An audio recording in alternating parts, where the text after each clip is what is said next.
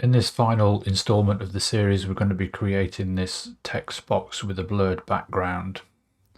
This was the initial inspiration for the whole series when the question was asked in Discord how to make a blurred background on an editable text and title.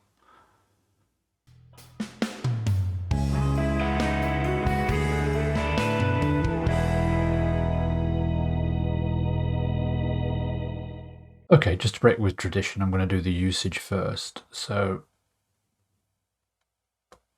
basically bring in a clip, doesn't matter what clip it is. Decide where you want your title to be, cut either side, and then come to your effects, titles, and drag the box blur onto your clip, and away you go. You're already all set up and all running. As I said before, if you right click and render cache fusion effect filter, this will cache the effect for you to allow smoother playback. Obviously, anytime you make changes to it, it's going to recache it, but you'll get the general idea. Like so. In the inspector, come to effects, and you've got all the various parameters that we can change. So we can change the font, we can change the text size, line spacing, tracking, etc. to get the desired look. What you also notice is every time I make changes to the text, the box is changing to encompass the text. We can change the thickness of the text outline, make it as thick or as thin as you want. We can change the color. Then we come down to the border, and again we can change the color of the border. We can change the border start position, so the way it's set up at the minute, the border starts at the top in the middle here and expands out round either side. If you want it to go from the edge or the corner, you can easily change this value to make it start in a different position.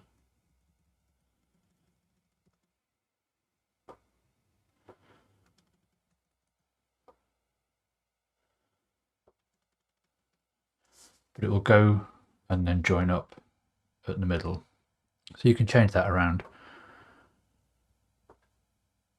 And you can also change the overall blur strength.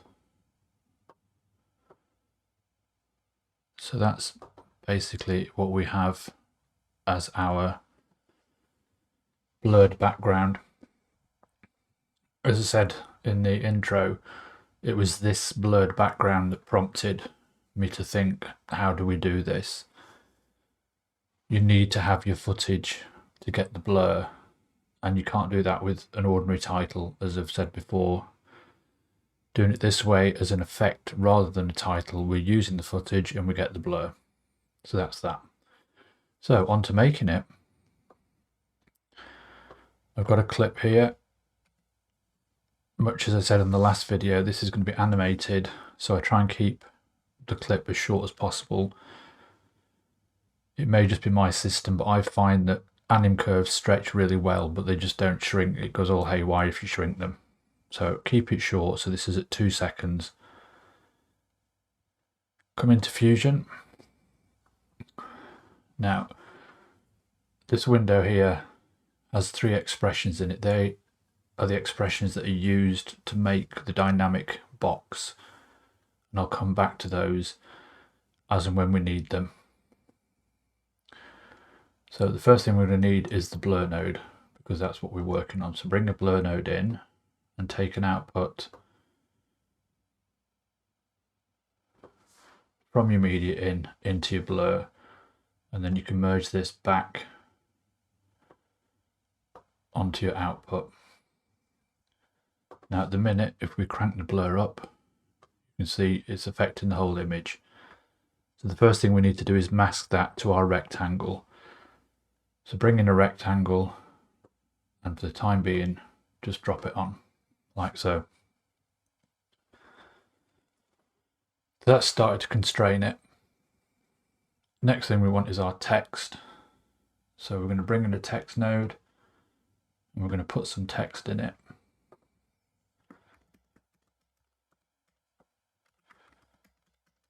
Like so. Now we're going to use this text as a mask for this blur, like so.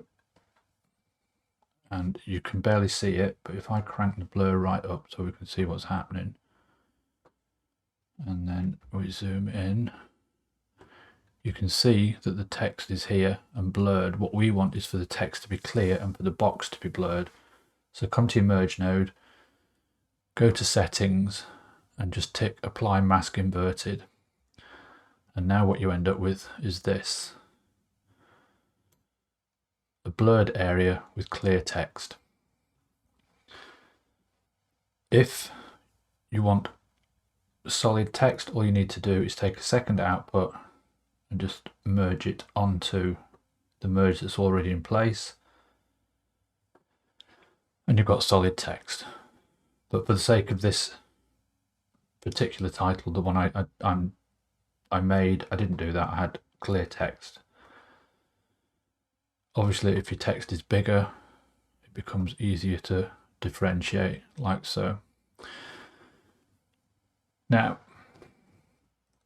the thing you noticed with the demonstration is that when I adjusted the text, the box stayed proportionate to it. And to do that, this is where our expressions come in. I'll leave these on the screen for a minute so that you can sort of copy them down. Pause the video, take your time. They need to be exactly as I've written them here. They're all case sensitive. The various brackets and parentheses and minus all have to be exact, so take your time. Write them down and then start the video again. So where are we going to use these? We're going to use them on our rectangle node. So select the rectangle, and you've got width and height. And we're going to put expressions on both of those. So right click on width expression. And what I'm going to do is I'm going to copy this width expression into this field.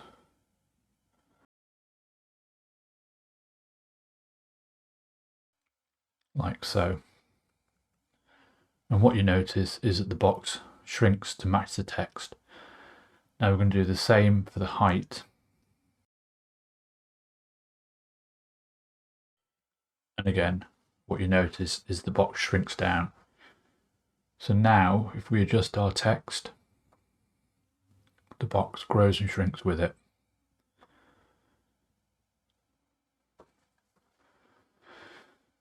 Basically what these texts or what these expressions are doing is they are taking one edge of the text and subtracting it from the other end to give a value, and then the figures at the end, so times 1.05, just adds a bit of padding so that they're not butted straight up against the text. Again, times 1.17 adds a little bit of padding top and bottom so they're not butting against the text. So the next thing we're going to do is add our border, and to do that, select your rectangle, Command C to copy, click away, and then Command Shift or Shift Command and V, and this pastes an instance of our rectangle. So at the minute this node is exactly the same as that node. What we now need to do is de-instance certain properties so that we can work on them independently. So select your instance rectangle, come to the inspector, and you want to de-instance border width. So right click on border width, de-instance. You notice that the green box disappears to say it's not linked anymore. you need to right click on the word solid and de-instance,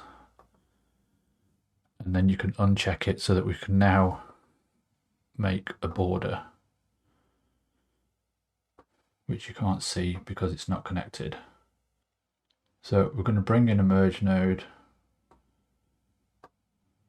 No, yes we are. We're going to pipe this merge into the background,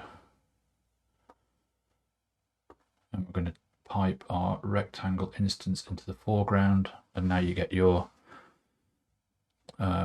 border. So as I say, you can play with your border width and make it whatever size you want. Now what I did was I came up with an expression for this border width, which meant it stayed proportionate when the box grew or shrank. And that expression is this top one here. So basically it's taking the width of the box and it's multiplying it by 0.01, which basically gives a thin line. So same process, right click, expression, and then I'm going to copy this expression, the border thickness expression, and pop it in the border width box. So now you've got your border width that stays proportionate to your box. So if the box gets bigger, this border will also get bigger.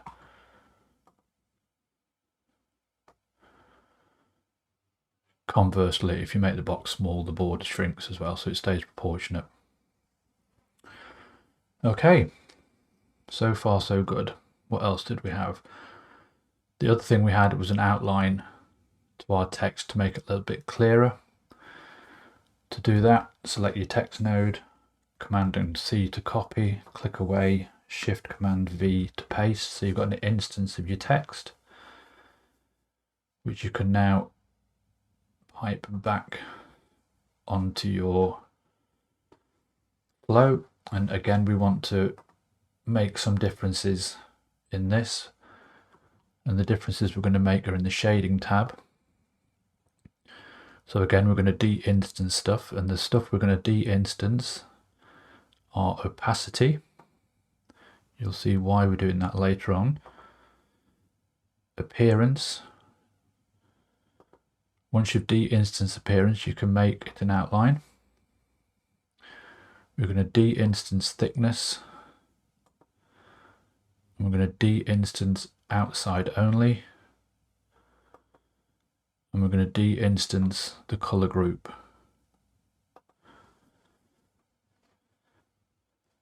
So now we can change the thickness of our lines around our text. Like so, just to make them a bit more subtle, and if you want to, you can change the color. And that's the basic title setup. Now, if you want it just as a title like that, that's grand, you can have it like that. What I did was I animated it to sort of appear and disappear. To do that, I used Anim Curves on various parameters. So the first one was the blur. So if you want to animate it, follow along, hit your blur, set your blur size to where you want sort of default to be. I think I had it about 10.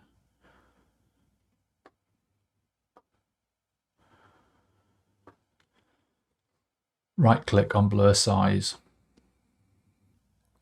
modify with Anim Curves, and go into your modifiers tab. Now at the minute, if you play through, you start with no blur, and by the time you get to the end, you've got a big blur because this is saying 100 and we don't want 100, we want 10. We don't want it to do that. What we want it to do is for the blur to come in, hold, and then go out at the end. So much like we did with the animation on the glass text, we're going to set up a custom curve. So change source to duration, change curve to custom. we're going to need to add our 2 points, and we're going to set them up so that this first point is at 0.25 and has a value of 1. We're going to set this second point at 0.75 with a value of 1. And now we're going to set this last one with a value of at 1 with a value of 0, like so. Now as we play through, our blur comes in, it holds for the duration, and then goes out again. The next thing I animated was the outline of the text. So to do that, come to your instance text, go to opacity. Remember, we de-instance opacity. Right click, modify with Anim Curve, and we set the same curve on it. So source, duration, curve, custom, and then our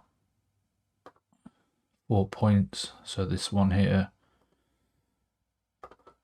0.25.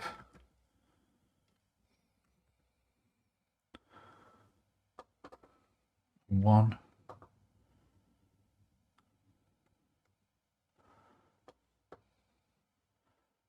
This one, 0.75 and 1.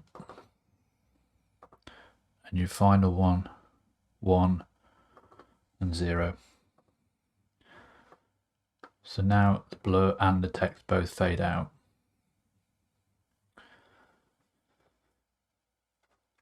The final part of the animation is our border, and to do that we need to come back to our instance rectangle. We're going to right click, de-instance position and de-instance length, and now we're going to add Anim Curves to both of these. So we'll do the position first, modify with Anim Curve, and then we'll do length, modify with Anim Curve. Now if you come into your modifier, if you can't see all the writing, so your box may be a bit short, just pull it out a little bit so you can see what you're doing. So we'll do the length first. The length is basically going to go from 0 to 1 and back to 0, so it's the same curve that we've been using. So source, duration, custom curve, exactly the same points. So 0.25 and 1, 0.75 and 1, 1 and 0. So now as we play through, our line will grow. Now this one's going to be slightly different. It's a similar curve, so duration, custom, again your extra 2 points. This time we're going to start at the very first point down in this bottom left corner. So you want that at 0, but you want it at 1. Now these 2 points you're going to have at 0.25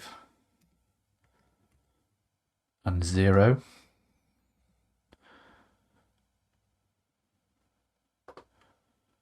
And 0.75 and 0. And your last point stays at 1 and 1. So now at the minute we have this effect where it wraps around from this right hand edge. What I want it to do is wrap evenly, so go up and over and down and over at the same time. To do that we're going to need to play with our scale and offset. So we're going to set the scale to 0.5.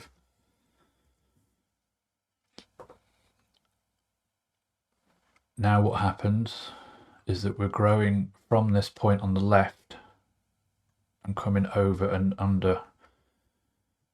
In the demo, I had it at the top. To get it at the top, change your offset to minus 0.25.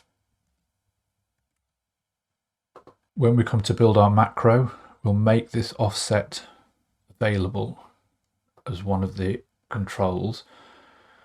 And what that lets you do is change your starting position. So you can put it anywhere you want. And that is basically your blurred box title done. All you need to do is set it up how you want your default to be. You can leave it plain like this, or you can change your font, change whatever. Just for now, I'll leave it as it is. One more thing I did forget. If you want to change this color border here, you're going to need to put a background node in. So bring a background node, pipe your instance rectangle into the mask of the background, and then the background into the merge. You notice at the minute the border's turned black because that's what color the background is. Just make your background white. Again, we publish these controls and you can change the color of your background. Okay, so we've got it set up, we've got it animated. There's one thing I didn't do that we should have done, and that is to tie the box or the rectangle and the instance rectangle to the text, so that if the text is moved around, the boxes come with it. To do that, it's straightforward. Select your text node, and in the inspector hit this little pin and check the layout. Now select your rectangle, come to center, right click, expression, and grab the little plus sign down until you see your text center. And now if we select our text and move it around, the box comes with it. What that allows you to do is if you shrink down your text like so, you can drag it and chuck it in the corner or wherever you want it.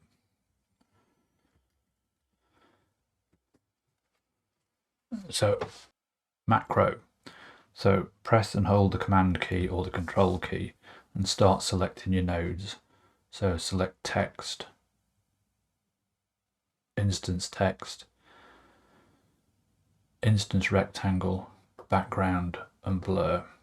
Now with your finger still on the control key, hit the A key and this selects all your nodes. Now with your finger still on the control key, start deselecting the nodes that we don't want in the macro. What you end up with is all these nodes in the middle are now selected. Right click, macro, create macro, give it a name.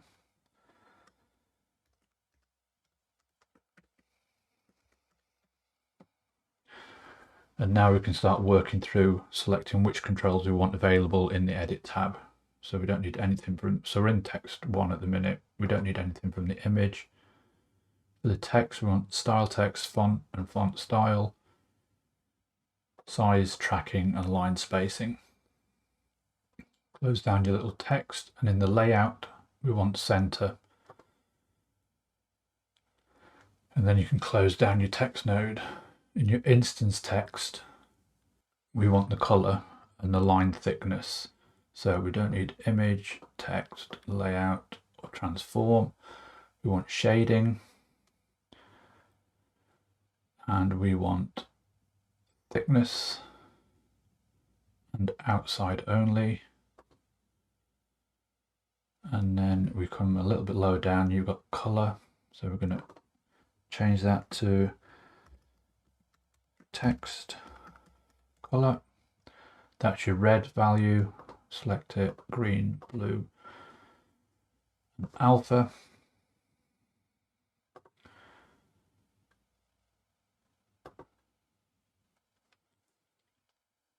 Don't think we need anything in Anim Curves, instance rectangle. Don't need anything in instant rectangle, I'm fairly sure.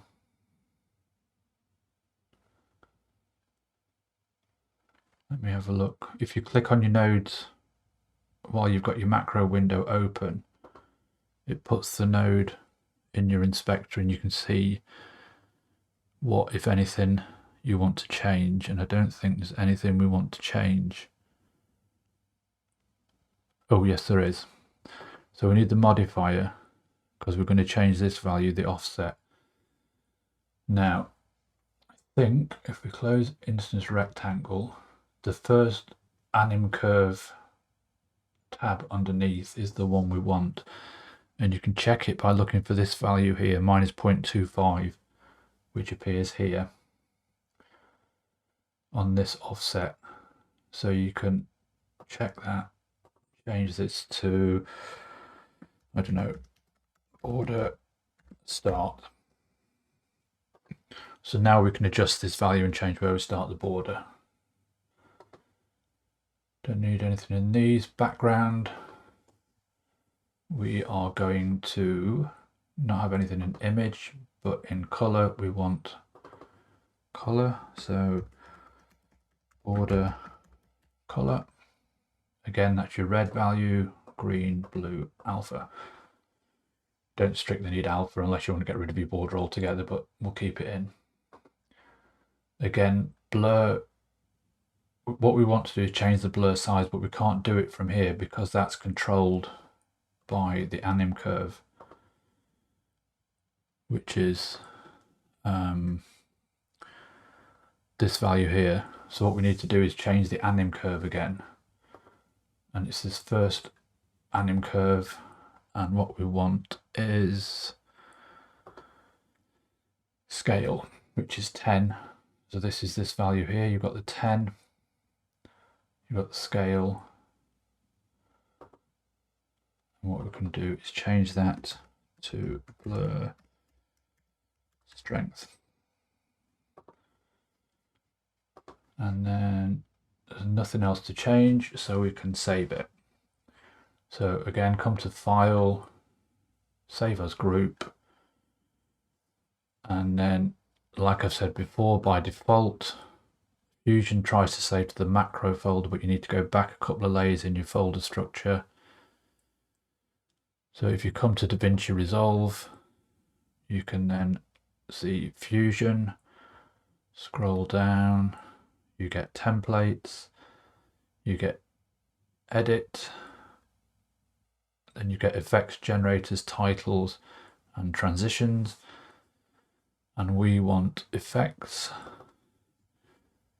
Again, if you're on 17.4, if you hit new folder, call it titles and save into that, it will appear in its own folder on the edit tab. If you're not on 17.4, it will appear amongst all your other effects, but that's the way it goes.